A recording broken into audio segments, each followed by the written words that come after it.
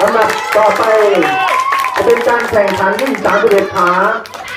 ของโรงเรียนบ้านหนองแสงทีบีผู้จัดการแข่งขันผู้ส่งเข้าทำการแข่งขันท่านผู้จัดการโรงเรียนบ้านหนองแสงท่านรองสมบัติบุญสิริท่านรองวิจัยโลมาการผู้ประสานงานในรักษาความสว่างและทีมงาน